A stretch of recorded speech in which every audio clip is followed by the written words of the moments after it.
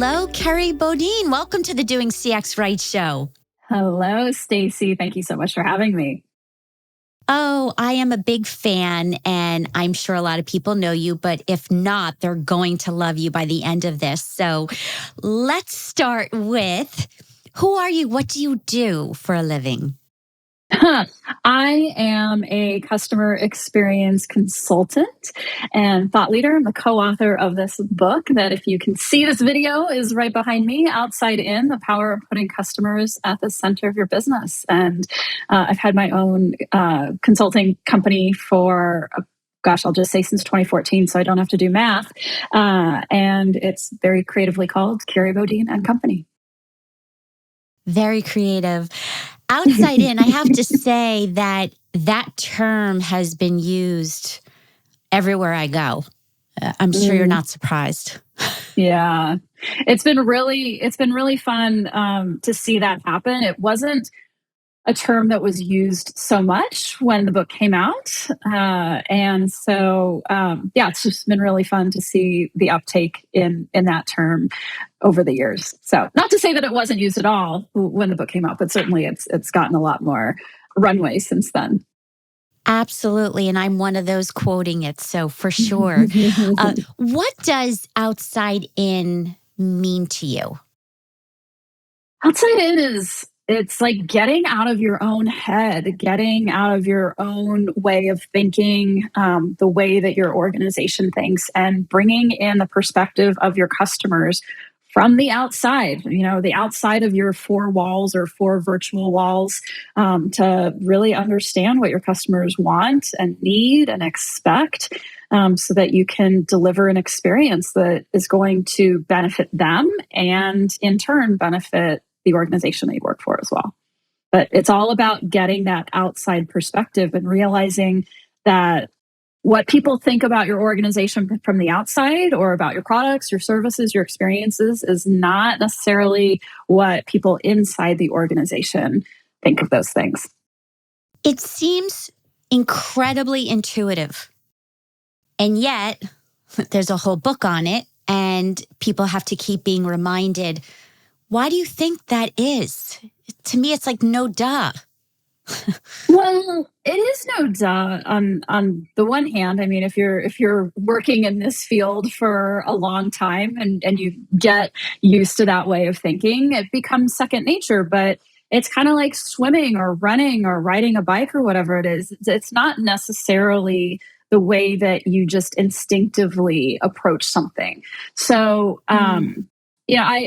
the reason why I think it's so challenging is that we all live in our own heads, and in any kind of relationship, whether it's with a spouse or partner or kids or friends, or work relationships or relationships with your customers, we have our way of thinking, and we can kind of just get, I don't know, kind of sucked into this idea that how I think is how other people think, how my brain works, what my emotions are like, or how other people's brain works and what their emotions are like. And that is, not true at all. We all have, just our own unique chemistry, biology, psychology, and we all have completely different upbringings and experiences, life experiences, that bring us to this point where we're interacting either, person to person or a person with an organization. And so, again, we can just really kind of get lost in this idea that, everyone else is kind of like me, but really it's that everyone else is not like me. And that's kind of the big aha. So that's why I think it's challenging, and why books need to be written on this, because we just become blind to the differences between us. I don't know, and it's kind of strange too, because in a world where it seems like we're kind of uber focused on the differences between us, in so many different ways right now. In a lot of ways, we all just kind of operate thinking that we're all very much alike. Yeah. Let's go back to you for a minute. Why your passion around this topic and customer experience? Yeah. I I'm pausing because it is really kind of a personal thing for me. I really am motivated by helping people be happier.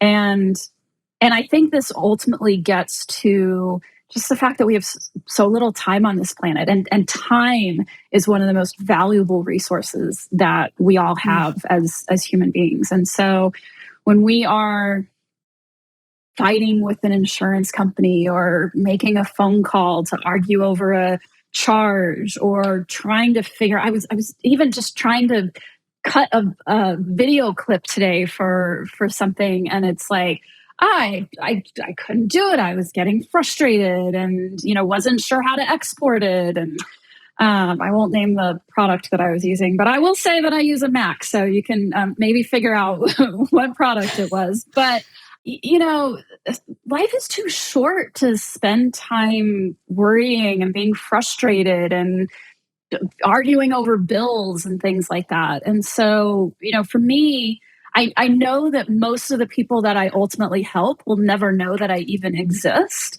But that's kind of the thing. Like I am working with organizations ultimately to make the lives of their customers better so that they can make the most of their precious time on this earth and spend time with their families or reading a book or doing a hobby or getting an extra 20 minutes of sleep or whatever it is that they want to do to make the most of their life. So that's really why I do this, is to just help people have happier lives. I will say also that I'm very invested in helping organizations be financially more successful as a result of that. But ultimately this is a people business, and that's what it's about for me. Yes, I love that. And I would also say that there's no reason for frustrating experiences. There's no reason for it. There's not. We've got the technology, we've got the know-how, we've got the processes. I mean, this is one of kind of the occupational hazards of working in the customer experience field, is that you start to realize like, oh, I bet I understand what's going on. I was arguing with, again, I don't like to name names, but it was a device company of some sort that my device had broken, and they gave me a discount coupon, but not until after I had purchased a replacement. And they were like, oh no, you have to send the new one that you purchased back and then use the coupon code to buy a new one. And, and I was just like, this makes no sense. Like, this is a hassle for me. It's going to cost you, the company, more money. And I was talking to someone on their support team, and I was just like, look, can I please talk to a manager? And this guy was like, there's no manager here today. And I was like, look, I was nice about it, but I was like, look, I know how contact centers work, and I know there's a manager there. So can you please just connect me?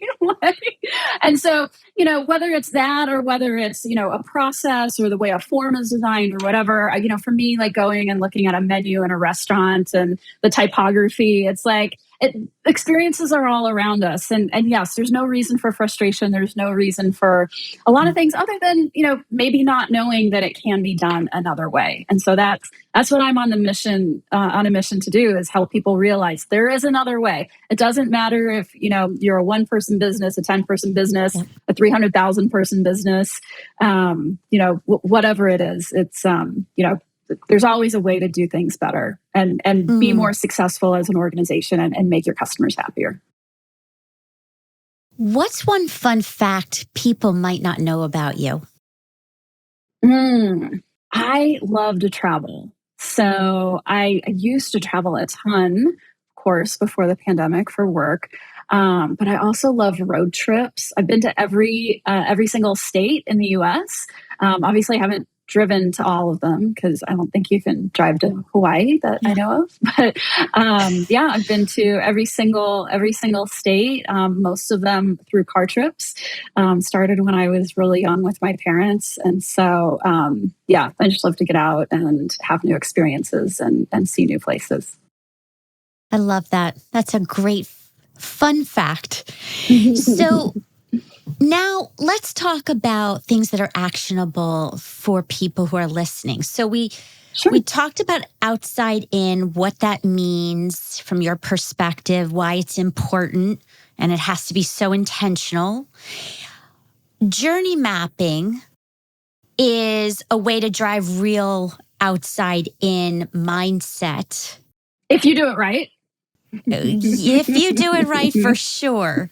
Yeah. And putting the customer at the center. What's your advice for people who, let's start with people who've not done this before, and then we'll get to some of those that are more professional and advanced. If someone's just starting out, what's your advice to them?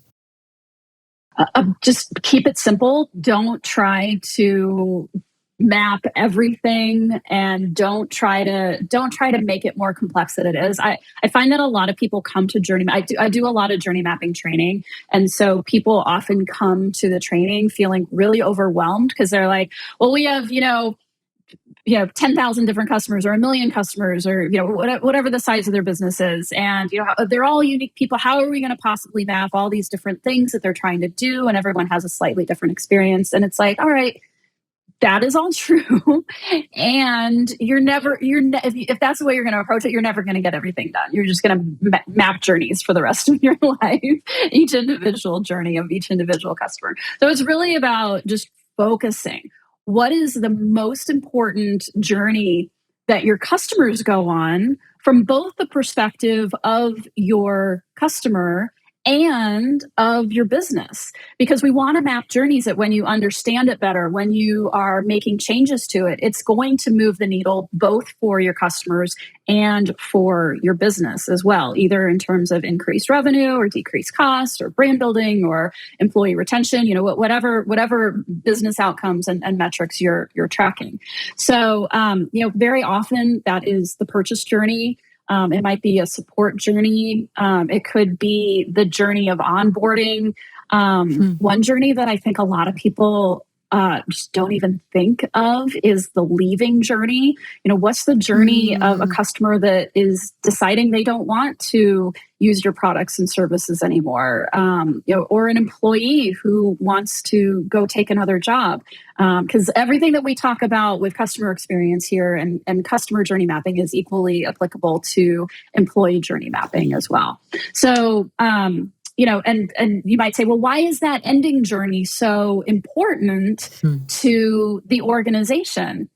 And I kind of look at it as like a dating type of thing. And there's a romantic relationship, and then there's a breakup.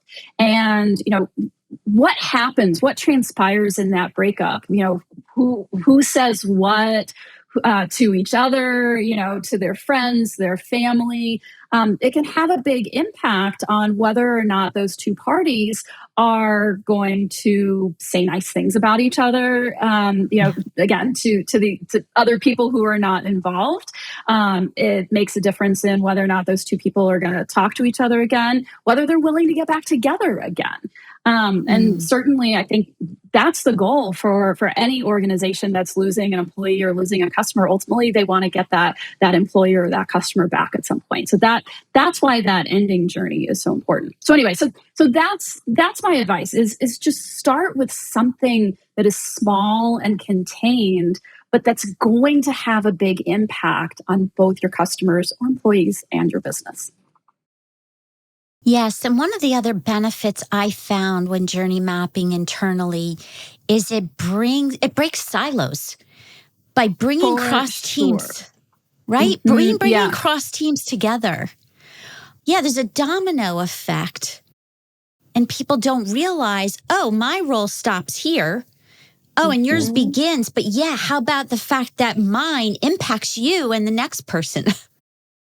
Right. And we are, we're all structured in these very siloed organizations, and we are compensated by focusing on our silo, and we are given tasks that are very often within our silo. And so this siloed thinking is just reinforced day after day after day. And so just as you kind of have to break out and get something to jog your brain to say like, oh yes, my customer isn't like me.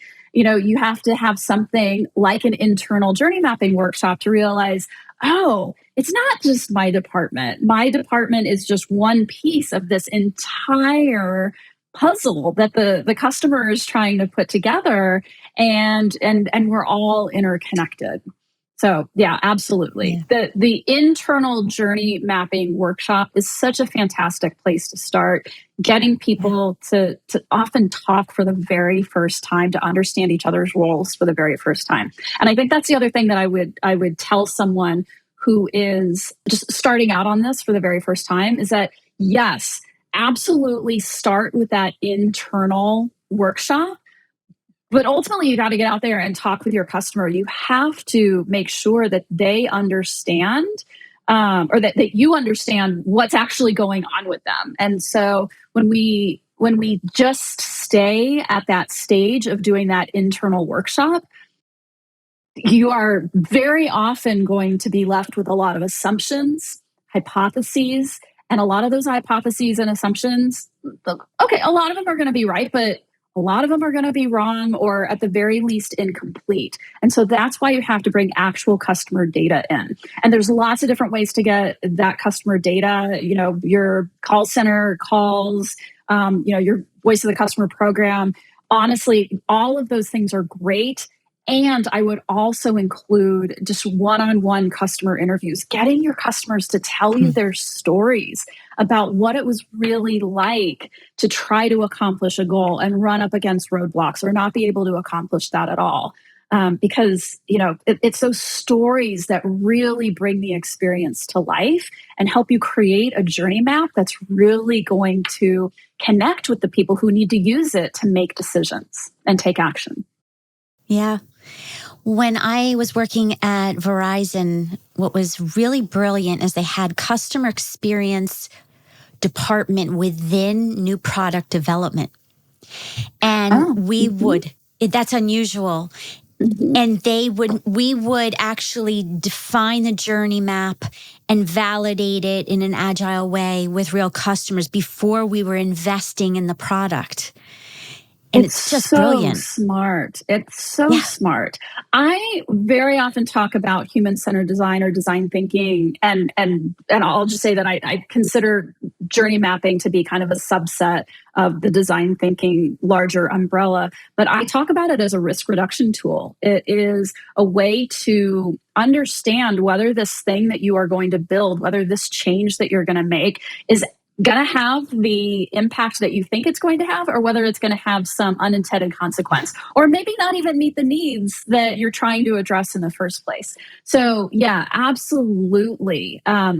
Doing some type of design work, some type of journey mapping work, prototyping, testing before you roll out a product and invest millions and millions and millions of dollars in it. Oh my God, it's just such a smart strategy. And it's surprising how few companies do that, when Verizon is the exception to the rule, rather than the norm for that type of activity and that type of thinking.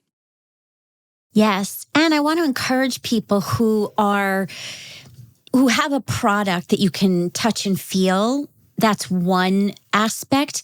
But also, when people think of Verizon in that case, I actually wasn't on the consumer phone side. I was in the B2B IoT. That's something you can't touch.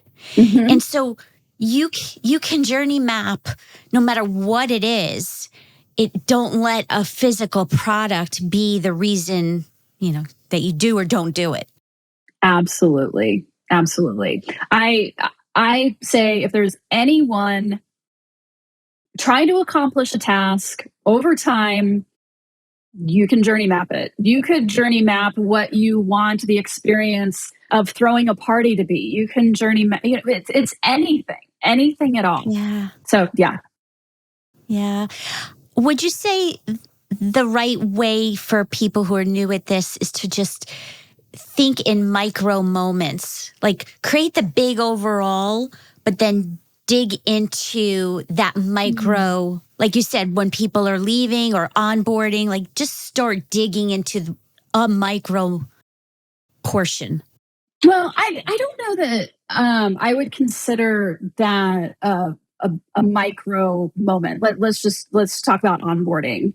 So, I mean, onboarding can take anywhere from a couple of hours to a couple of weeks to I've Yes. heard stories of with certain industries of onboarding lasting months. I mean, certainly when you get into the B2B and tech space, onboarding can absolutely take months if you're looking at bringing in a new system for employees to use. And so what I tend to encourage people to focus on is what is the actual real life goal that someone is trying to accomplish. I am trying to get my employees up and running on this new software or using this new sales process, or I'm trying to get my internet up and running in my new house, or whatever it is. Like, I have a very specific goal in mind. And that's the goal that I would have people focus on. So I don't know if you would call that a micro moment or a macro moment. For me, I align it really with just a journey is aligned with a task or a goal. And then, that one phone call or that whatever, I would consider those more the micro moments, but that's where I think people traditionally focus, is on those micro moments. And that's why we lose that bigger picture of understanding holistically whether or not we're actually supporting our customers. Yes, we've micro optimized all of these different points, but do they all flow together? Do they work together in an orderly and streamlined way? That's what we really want to be looking at. Where do the metrics come in when we talk about NPS and CSAT and effort score? Mm-hmm. Where does that come into journey mapping, and probably more the advanced level? Mm-hmm. Yeah. So when we talked about validating the assumptions and hypotheses a few minutes ago, certainly again, there's lots of different data points that you can bring into that. And again, it's that raw storytelling, that emotional storytelling is so important. But then what you're asking about now is really about all of those additional data points. And the data points can be for the journey overall. How well did we help you accomplish your task or your goal? So it's, to me, it's not relationship NPS, it's not transactional NPS, it's really journey NPS.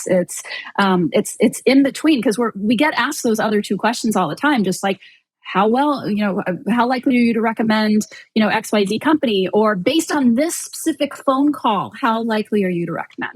But I don't see companies asking people like, based on your, the experience that you had getting your internet set up from start to finish, how likely are you to recommend? So I think that we need to think, first of all, about collecting data, asking some of these questions in different ways to get data that better aligns with that functional unit of the journey, but then also bringing in all the other data points that we've got. If you've got your journey or your journey map, looking at what are the data points that we're collecting along the way. Because if there is a phone call as part of that, there's tons of metrics that you can bring in to help people who are trying to understand the journey really understand, okay, what is really the experience? What are some of the measurements and metrics that we're looking at specifically at this point? Now, that's not all we're putting in, because there might be metrics associated with, the in-branch, in-store experience, or the website, or whatever it is.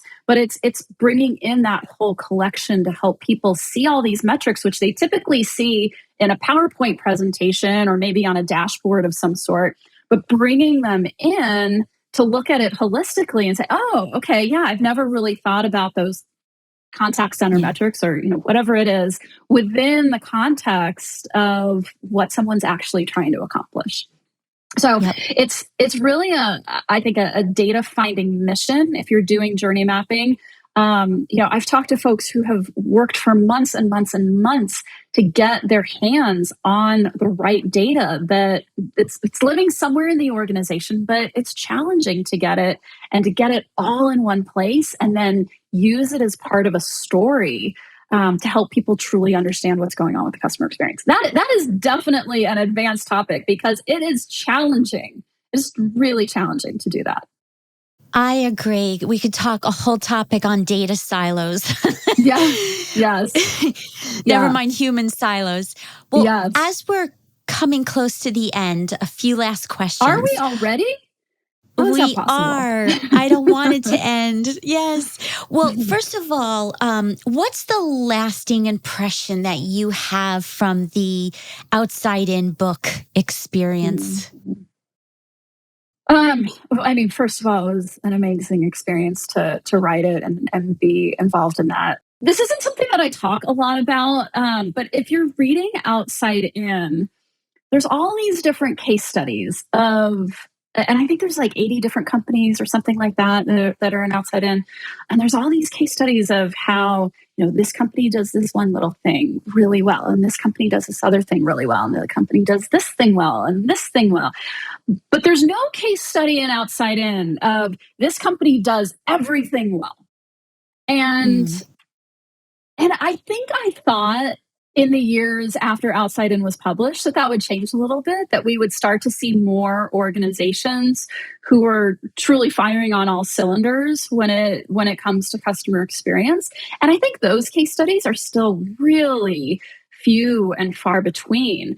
And I think part of it is because customer experience, it's not a discipline like accounting. It's like there are ways to do accounting and there are ways to not do accounting, and everyone learns more or less the same thing. And I'm not an accountant, so maybe I'm wrong about this, but it seems like, there are standard accounting practices and your company better be following them.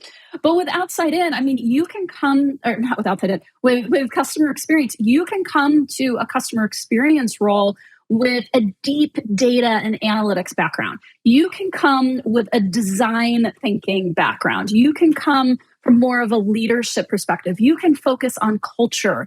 There's so many different lenses that you can put onto the customer experience field. And so the way that customer experience teams have grown organically and often grown out of the people who are already in that organization and the skills that they just inherently have that they're bringing to it, every company just does it differently, has some completely different flavor of what customer experience looks like and feels like within their organization from the CX program perspective. And so I think that's the thing that I think about a lot with Outside In is just how different every organization approaches it. I think in my dream world, I'd love to see people from many different backgrounds coming together in a single organization and truly executing across more of the disciplines that truly are part of the larger customer experience discipline. We'll see that in the future. It's for me though, that's the lasting thing, that it's taking longer than I thought it would. Yes, I agree, especially from one who's worked in companies that are extremely slow moving in my career. All right, well, final questions. What is the best leadership advice that you've either received or given? I'm not sure if it's leadership advice, but it's certainly work advice, productivity advice. And I got it from a mentor of mine years ago. I was working at a startup in the first .com boom. And I was working on I don't remember what I was working on, but I was feeling just overwhelmed by what I was doing. And I had to get some report out or something like that. And, wasn't knowing where to start. This was very early in my career. And, my mentor, who was in the desk next to me, he's in the cubicle next to me, he said, "Clean your desk." And I was like, "What are you talking about? I don't have time to clean my desk. I have this big thing to do." And he says, "Clean your desk." And he said, "Just trust me, clean your desk, and then let's talk about it." And in that process of cleaning my desk, I straightened out everything in my head as well as in my physical space that I was in. And the reason why that came up to me for leadership advice is that I think a lot of people, whether they're leaders or individual contributors or somewhere in between, we're all overwhelmed. We got so many different windows and tabs open. And if you could see my desk right now, you know, I'm not following this advice today. But I think we'll all be better leaders when we can have a clearer mindset, and a clearer desk is a path to that. I do believe. Yes. Last two, rapid fire here. Sure. If I had a ton of CEOs and leaders in my room right now, what's the one thing you wanted them to take away and remember? Oh, that customer experience absolutely impacts their business outcomes, either positively or negatively. And the top three or top four that I talk about, I've already mentioned them. It's retention, cost savings, your brand, because organizations pay a lot of money to build their brand, either to external agencies or through advertising, and then also employee attrition. Or retention, whichever way they're looking at that. So if you think that customer experience is just some touchy-feely thing, it is about how people feel, but people act based on how they feel, and how they act will impact your business outcomes. So absolutely, you got to be paying attention to this. And the art of journey mapping helps with that. Of course, because how are you going to know what your customers want or need and expect from you without going out and doing the research? And for me, journey mapping is the most effective way for organizations to understand whether they truly are or are not helping their customers accomplish their goals. That's what it's all about. Yes, outside in. From the outside in.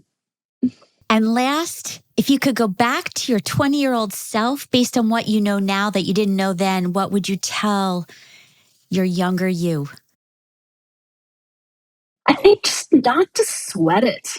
Like, everything's going to be okay. I think I worried a lot in my 20s about what I was going to be when I grew up. And honestly, I don't even know what I'm going to be when I grow up now. so many dreams for the future, but just knowing that, follow your passion, and everything's going to work out just great. I love that. Well, we are at the end, but it's not the end of people learning from you. And what's the best place? I'm going to put in the show notes links to all of your fabulous work and contact information. Is it your website that would be best? Yeah, kerrybodine.com, KerryBodine.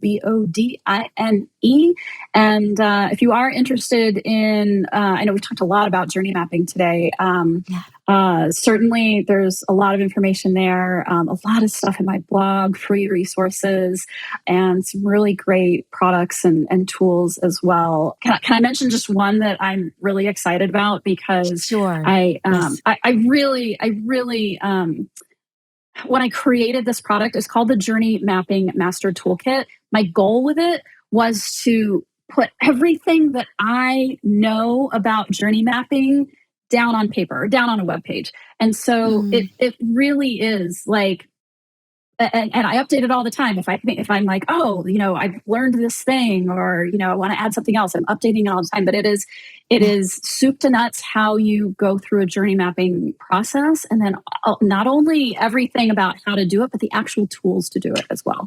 So if you're excited about journey mapping, I'd encourage people to check it out. Excellent. Well, thank you. Appreciate you. And I can't wait to share the gift of you. Oh, thank you so much, Stacy. That's so nice. And thank you so much for having me on your show. It's been great. Thank you. Thank you.